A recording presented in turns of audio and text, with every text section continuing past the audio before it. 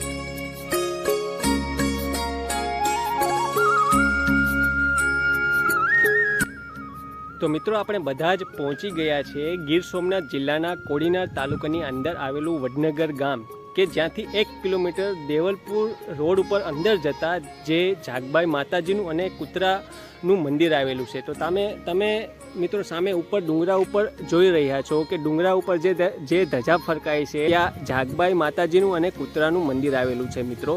તો આપણે ત્યાં ઉપર જઈ અને કૂતરાના દર્શન કરીશું, ત્યારબાદ જાગબાઈ માતાજીના દર્શન કરીશું અને અહીંયાનો જે ઇતિહાસ છે તે આપણે બધા જ જાણવાની કોશિશ કરીશું મિત્રો। તો તમે બધા જ મિત્રો વિડીયો સાથે જોડાયેલા રહેજો અને જો તમે બધા મિત્રો મારા YouTube ચેનલ પર નવા હોય મિત્રો તો લાઇક, શેર અને સબસ્ક્રાઈબ કરવાનું ભૂલતા નહીં મિત્રો। જોડાયેલા રહો વિડીયો સાથે। આપણે ડુંગર ઉપર જઈ અને જાગબાઈ માતાજીના અને કૂતરાના દર્શન કરીએ છીએ મિત્રો।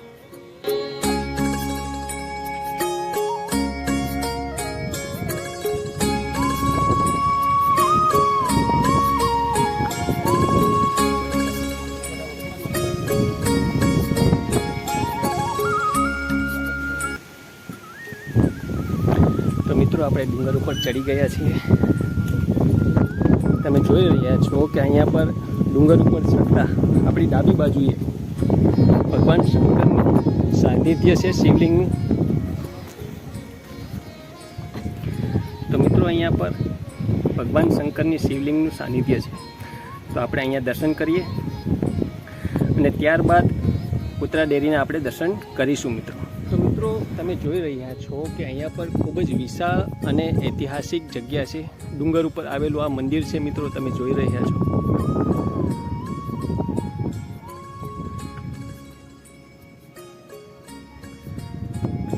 અહીંયાનો ઇતિહાસ ખૂબ જ રોચક છે મિત્રો। માનવામાં આવે છે કે કૂતરાની વફાદારીને કારણે એટલે કે કૂતરાનું મંદિર બનાવવામાં આવ્યું હતું અને કૂતરાની ડેરીની સામે જ મિત્રો જાગબાઈ માતાજીનું મંદિર બનાવવામાં આવ્યું હતું। આપણે તેમના દર્શન કરીશું મિત્રો, તો જોડાયેલા રહેજો વિડીયો સાથે મિત્રો। હવે આપણે કૂતરા ડેરી તરફ જઈ અને સૌપ્રથમ પહેલાં કૂતરાના દર્શન કરીએ। માનવામાં આવે છે કે સૌપ્રથમ અહીંયા કૂતરાની પૂજા થાય છે અને ત્યારબાદ જ અહીંયા આપણે જાગબાઈ માતાજીની પૂજા થાય છે। તો સૌપ્રથમ આપણે કૂતરા ડેરીના દર્શન કરીએ।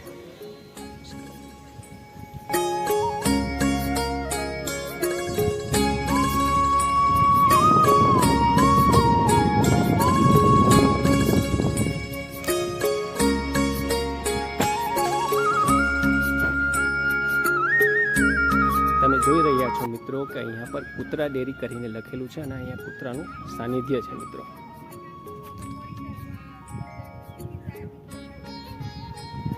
ને કૂતરા ડેરીની બિલકુલ સામે મિત્રો જાગબાઈ માતાજીનું મંદિર આવેલું છે। તો આપણે બધા જ જાગબાઈ માતાજીના પણ દર્શન કરીએ।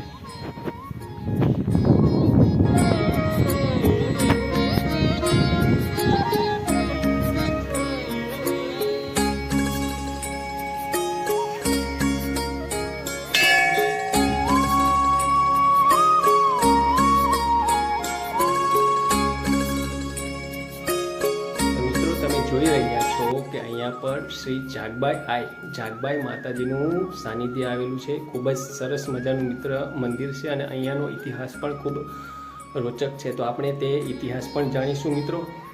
જાગબાઈ માતાજી આપણા બધા જ ઉપર તેમના આશીર્વાદ કાયમની માટે રાખે તેવી આપણે પ્રાર્થના કરીએ છીએ મિત્રો.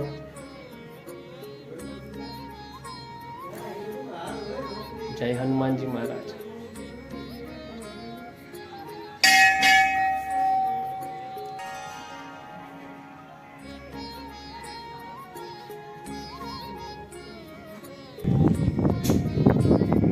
મિત્રો આપણે બધાએ ખૂબ જ કૂતરા ડેરી અને જાગબાઈ માતાજીના દર્શન કર્યા.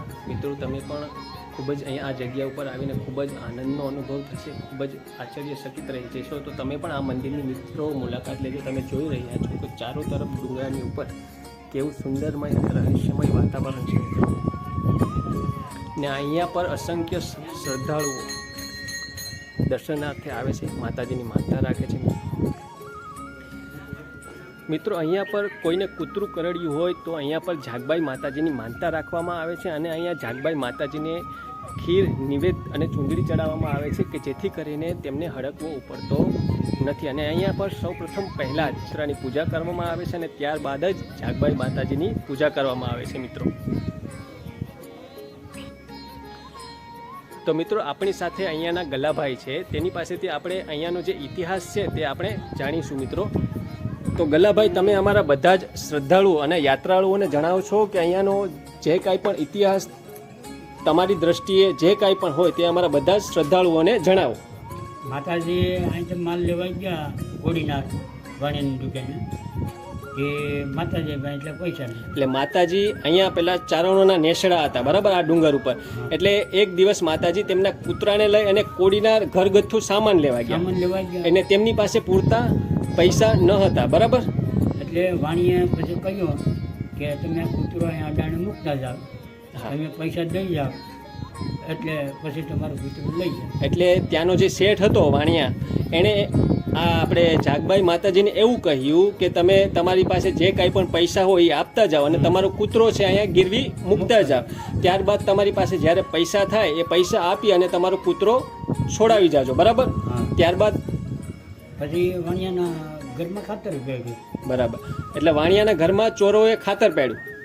એટલે એ ખાતર વાણિયા પેલા ચોરો લઈ ને જતા હતા. હિંગોડામાં કેમ નહોતો, પછી હિંગોડામાં દાટી ને વહી આવી બરાબર. એટલે ચોરોએ જે શેઠ હતો વાણિયા તેની ઘેરે જઈ અને ચોરો તેનું ધન દોલત ઘરેણા બધી લૂંટી અને નદીની તળીમાં, સિંગોડા નદીની તળીમાં દાટી દીધું. અને એ કૂતરાને બધી ખબર હશે બરાબર. બધી ખબર. હા હા. પછી વાણિયાની કાંકરી પકડી. હા. કૂતરો એ પછી ત્યાં લઈ ગયો. એટલે સવાર પડતા જ્યારે શેઠને ખબર પડી એટલે કૂતરાએ તે વાણિયાની મતલબ લેડી પકડી અને ભસવા લાગ્યો અને તેને તે જગ્યા ઉપર લઈ ગયો બરાબર ને. એટલે વાણિયાને તે પોતાનો જે ધન દોલત ઘરેણા હતા તે બધી મળી ગયું. ત્યારબાદ પછી માતાજી પછી કૂતરાને ગળે ચીકી બાંધી બરાબર. પછી માતાજી દેવા જતા હતા. હા હા હા. કે લઈ જાઓ એ આ બેઠી. પછી માતાજી કૂતરો આંખો બરાબર. પછી માતાજી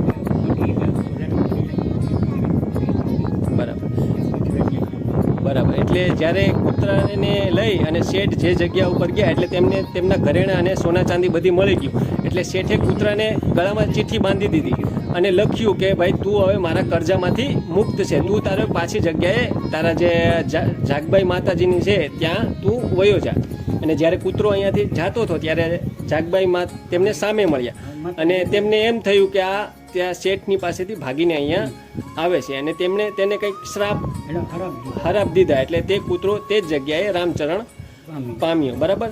ત્યારબાદ એ પછી શું થયું હતું? પછી માતાજી એટલે માતાજીને જ્યારે ખબર પડી કે એ કૂતરાના ગળામાં જે ચિઠ્ઠી હતી એ માતાજીએ વાંચી અને એમાં શેઠે લખેલું હતું કે ભાઈ કૂતરાએ તમારું દેવું છે એ વધારે તમે જે લઈ ગયા હતા એના કરતાં વધારે ચૂકવી દીધું છે અને હું હવે આ કૂતરાને તેમના કર્જામાંથી મુક્ત કરું છું બરાબર.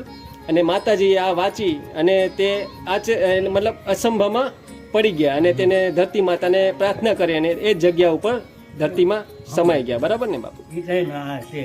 એ ત્યારથી આ મંદિર અહીંયા અસ્તિત્વમાં આવ્યું છે.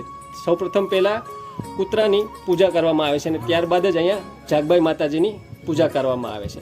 તો ક્યારેય કોઈને કૂતરું કરડ્યું હોય નાના બાળકોને કે માણસોને તો અહીંયા પર શું માનતા રાખવામાં આવે છે કે શું કરવામાં આવે છે? અહીં માતાજીની ખીર જવારવાની. ખીર જવારવામાં આવે છે. એટલે એ કૂતરું હડકાયું કે જે પણ કાંઈ કરડ્યું હોય તે તેમને મતલબ હડકવા ઉપર તો નથી, બરાબર ને? ઠીક છે. તમારો ખૂબ ખૂબ આભાર ગલાભાઈ કે તમે અહીંયાનો ઇતિહાસ છે તે અમને બધાને જણાવ્યો. મિત્રો આશા રાખું છું કે આ બધાને જ મારો આ વિડીયો જરૂરથી ગમ્યો હશે મિત્રો. તો જરૂરથી આ વિડીયોને લાઇક, શેર અને સબસ્ક્રાઈબ કરવાનું ભૂલતા નહીં કે જેથી કરીને અવનવા વિડીયો વિશેની આ બધાને જ માહિતી મળતી રહે. નવા વિડીયો સાથે આપણે બધા જ ફરી મળીશું મિત્રો. તો ત્યાં સુધી તમને બધાને જય શ્રી કૃષ્ણ, જય શ્રી રામ અને જય માતાજી મિત્રો.